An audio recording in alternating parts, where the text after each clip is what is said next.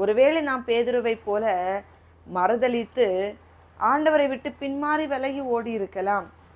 ஏதோ ஒரு சந்தர்ப்ப சூழ்நிலையினால, ஏதோ ஒன்று எதிர்பார்த்து கிடைக்கவில்லை என்பதற்காக, இல்லையேல் உலகத்தின் பாவத்திற்கு அடிமைப்பட்டு ஆண்டவருடைய அன்பை விட்டு விலகி போயிருக்கலாம். ஆதியிலே கொண்டிருந்த அன்பு இல்லாத ஒரு வாழ்க்கைக்கு நேராக நீங்க இன்னைக்கு கடந்து சென்று கொண்டிருக்கலாம். ஆண்டவர் உங்களை அழைக்கின்றார். அவர் உங்களுக்கு மறுபடியும் ஒரு வாய்ப்பு கொடுக்க விரும்புகின்றார். அவர் உங்கள் மேல் வைத்த திட்டத்தையும் நோக்கத்தையும் எடுத்து போடாமல் மறுபடியும் ஒரு வாய்ப்பை கொடுத்து உங்களை அழைத்து உங்களை உருவாக்கி உங்களை பயன்படுத்த விரும்புகின்றார்.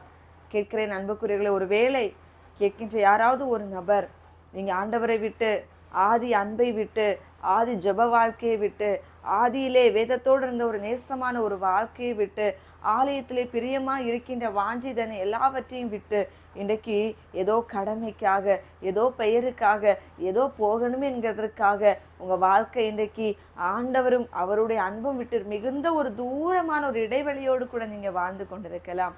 அவர் உங்களை அழைக்கின்றார். அவர் உங்களை பார்த்து மறுபடியும் பலவிதமான வாய்ப்புகளை கொடுத்து உங்களை அழைக்கின்றார். அவருடைய அண்டைக்கு நேராக, என் மகனே, என் மகளே, வா என்று அவர் அழைக்கின்றார். பேதுருவுக்கு வாய்ப்பு கொடுத்து பயன்படுத்தின தேவன் உங்களுக்கும் வாய்ப்பு கொடுத்து உங்களை